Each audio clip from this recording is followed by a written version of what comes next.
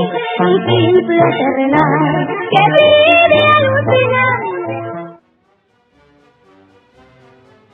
A partir de 1910, y concluyendo en la década de los 50, el cine fantástico, y destacando el americano en particular, encontró un auge de depuración cinematográfica en su forma con el cine serial, con películas de serie B verdadera, y con producciones en serie en su línea de ensamblaje, que constituyeron lo que algunos conocen como el indescriptible pero innegable modelo particular del medio y de los géneros. Muchas de estas películas de aventura, terror, y ciencia ficción, priorizaban la acción y la rápida concatenación de eventos de interés para el público, dando paso a una acelerada narración, concreción formal, y expresión viva y directa frente a la cámara. Las extraordinarias tramas, heredadas de la ficción pulp, las historietas, y el folletín, estimularon la imaginación y las mentes de los que pronto se convirtieron en los cineastas clave de su generación, en especial aquella que creció con un fanatismo enciclopédico de las producciones consideradas añejas ya para los años 70. Aun cuando el cine de gran presupuesto empezó a tomar tópicos o conceptos de la antigua serie B, los mejores frutos se daban precisamente en aquellas casas productoras, y en manos de cineastas, que reprodujeron, sin realmente proponérselo, aquellas pobres condiciones económicas limitantes, el cine de los discípulos más clavados y fanáticos de Corman, como Jim Wynorski, Joe Dante, o el director de la película de hoy, el gran Fred Olen Ray.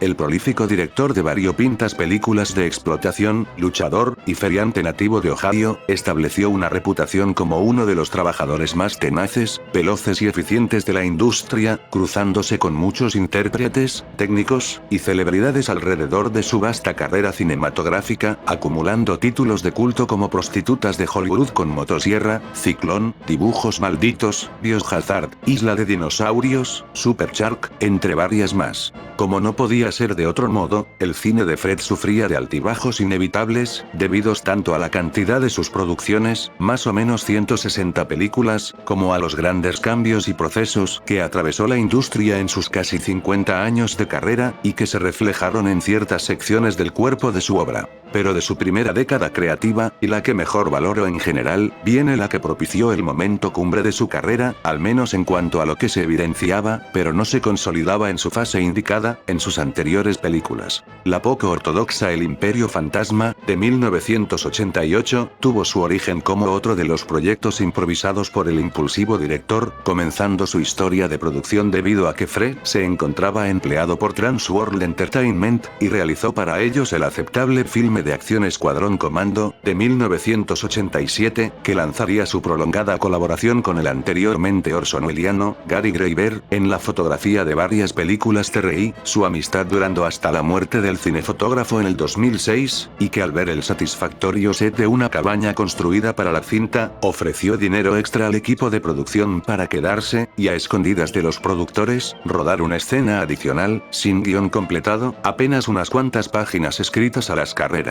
Como muchos otros filmes del cineasta, nacidos usualmente de la oportunidad de los medios cercanos y los recursos disponibles más que otra cosa, este primer paso abrió el camino para que se completara la película, al estar el cinefotógrafo amigo de Rey bastante impresionado con el material, iniciando producción unos cuantos días después, inaugurando un rodaje de 6 días, donde participarán como intérpretes el duque de la explotación Ross Hagen, el exreanimador Jeffrey Combs, la pareja de Rey en el momento Dawn Will Smith, el vampiresco conde Jorga Robert Quarry, una Michelle Bauer sin diálogos, la reina dominatrix de la serie B Sybil Danning, y el actor bailarín Russ Tamblyn en un cameo para rematar. Para mayor valor de producción, fue sazonada con la aparición de Robbie el Robot, aquí modificado, del Planeta Prohibido, propiedad en ese tiempo de Forrestia y Ackerman, los vehículos futuristas de fuga en el siglo XXIII, y se le añadió metraje de los dinosaurios en stop motion del Planeta de los Dinosaurios, lanzada en 1977, resultado de la amistad entre el director de esa película y Rey, por exigencia de una distribuidora que buscaba alargar la duración de la película.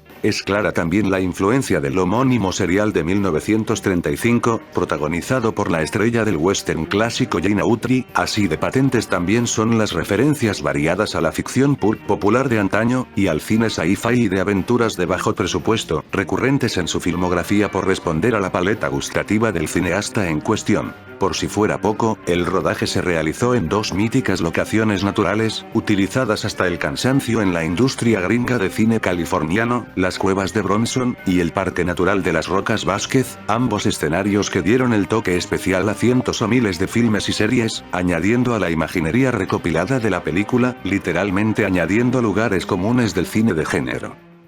En la cinta, el veterano explorador Kurt Eastman es contratado por Danae Chambers, la hija de un viejo compañero, quien busca retomar la desafortunada aventura de su padre de descubrir una ciudad perdida, motivada por el descubrimiento de joyas en una criatura recién abatida de origen desconocido, y junto a la lacaya vaquerita Ruda Eddie, un pasante de arqueología, y un minerólogo acabado, se alistan para viajar al reino perdido de Rilia, en donde habitan tanto reptilianos devoradores de humanos como chicas de las cavernas, comandadas por su agresiva reina, una implacable Sybil Danning en atuendo revelador extravagante medio futurista, colosales monstruos prehistóricos perdidos en el tiempo y cualquier otra alucinada que se les aparezca por ahí. Fundada, como otras películas de su tipo, en la locura desmedida, El Imperio Fantasma puede parecer, de buenas a primera, una película subordinada al género, al menos en su apariencia genérica, en el sentido descriptivo, no el negativo que se le suele proporcionar, pero que esconde la belleza y la insensatez de ese hilo delgado que separa el irreal mundo del cine con la realidad, en una exaltación desatada de los componentes inauditos de la ficción con la que se relaciona. En este caso somos testigos del ejemplo por excelencia del delirio del artificio.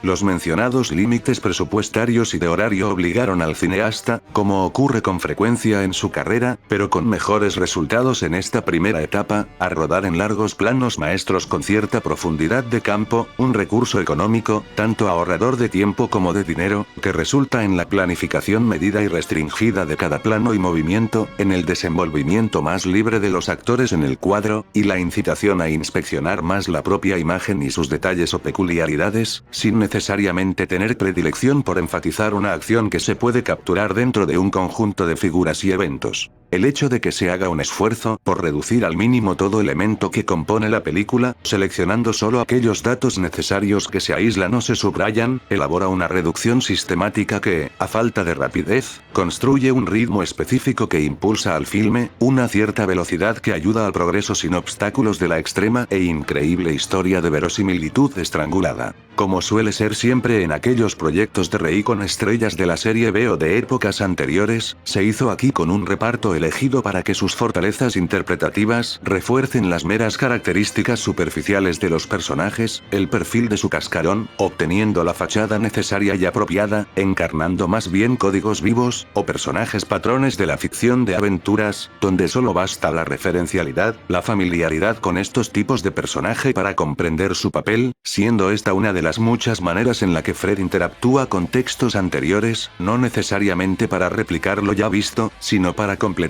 un repertorio de género revuelto hasta una ensalada de ficción alucinógena desbordada, autosaboteadora de su fórmula con antojo de autodestrucción cinematográfica, permitida por un artificio exquisitamente delirante. El delirio del artificio se aprecia en su total deformación y transformación del espacio con sus dimensiones, mejor visto en la manera en que se añade dimensión, volumen y atmósfera a una atractiva pero descolorida cueva del cañón de Bronson, puesto que mediante diferentes arreglos luminosos, con luces de color antinatural en diferentes direcciones, aluzando partes donde la acción no toma lugar, mediante el uso calculado de diferentes objetivos de cámara, lentes que alteran significativamente el estrecho espacio para aumentar el tamaño ante la engañosa percepción de la cámara espectador, también vista en diversos efectos ópticos comunes pero aquí recopilados y exaltados, dominando las escenas, recargándose en ellos y en su autodesmontación como falsedades, ocurre una manipulación geográfica evidente, donde el espacio real se somete al trucaje técnico, dando una imagen engañosa e ilusoria, que, por sus mismos medios transparentes y desnudadores de esta ilusión, cae por su propio peso y se presenta como tal.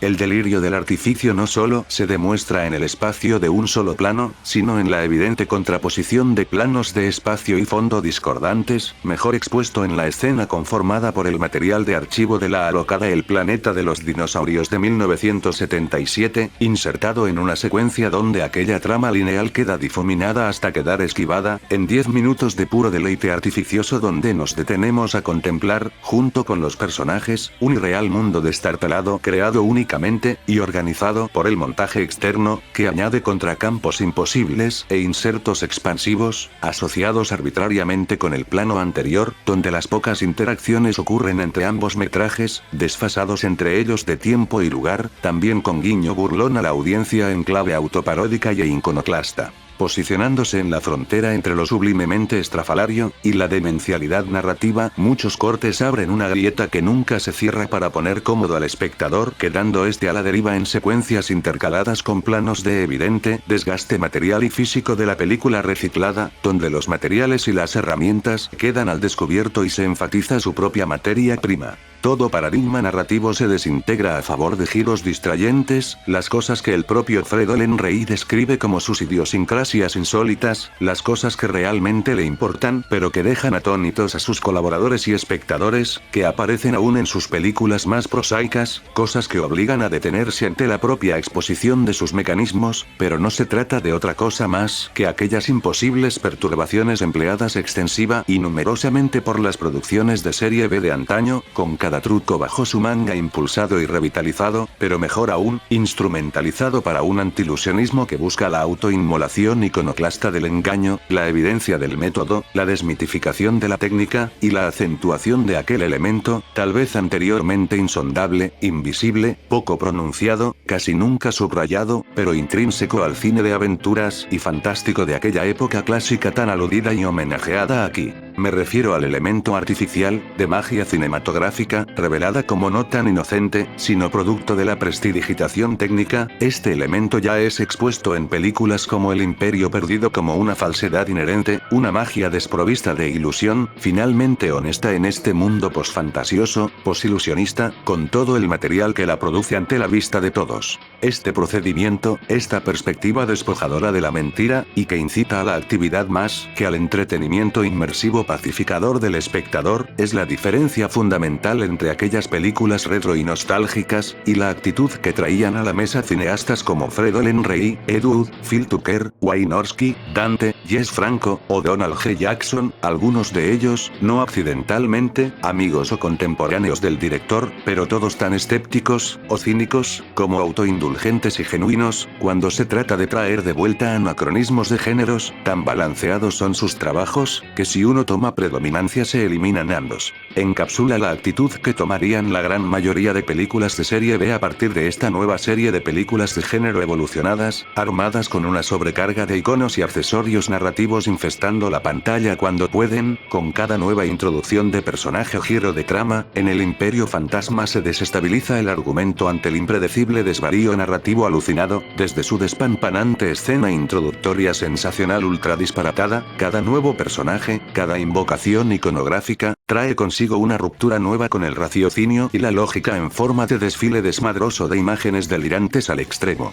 Si la reducción, casi excesiva, de componentes composicionales, con mucho espacio vacío y deshabitado alrededor de los personajes, era lo que regía al plano, el cual tenía tendencia a la larga duración y la estaticidad, la tensión se crea por exactamente el impulso diametralmente opuesto de la narrativa de la película, donde esta saturación colisiona, se tropieza, y da una nueva dimensión, una nueva configuración al método de dirección mencionado, una paradoja que produce un nuevo resultado desbordante, sin necesidad de artilugios o florituras técnicas excesivas. La fuerza motriz de la película es la confrontación entre aquello convencional, propio de los géneros que convoca, y la erosión de su habitual contenedor, pero aún reescribiendo y marcando su paso por esta nueva etapa, que da una concepción nueva a sus imágenes ya anteriormente selladas y manoseadas, cual desmantelamiento del palimpsesto cinematográfico más descabellado, un juego de artificios impredecibles y devoción por la jovialidad de sus mundos fantásticos. Y el delirio del artificio, concluye como inicia, con el escarnio propio de rótulos juguetones, donde se declara la anécdota como verdadera y realista, asegurando el autor con su firma confirmadora, teniendo también la última palabra cuando se promete la secuela El Imperio Fantasma 2, la tierra donde el tiempo dijo al carajo. Con todos estos rasgos, el Imperio Fantasma no tiene tanto como herederos a los directores homenajistas que replican estilos como si se fueran a conservar algo de sus influencias, sino que estimuló el desarrollo de la corriente de la serie B que se despojaba, cada vez de manera más radical, de las prácticas de protección seguras y tradicionales, alcanzando descubrimientos estéticos inauditos, que, cuando menos, se pueden observar y tomar como la depuración del cine de transgresión.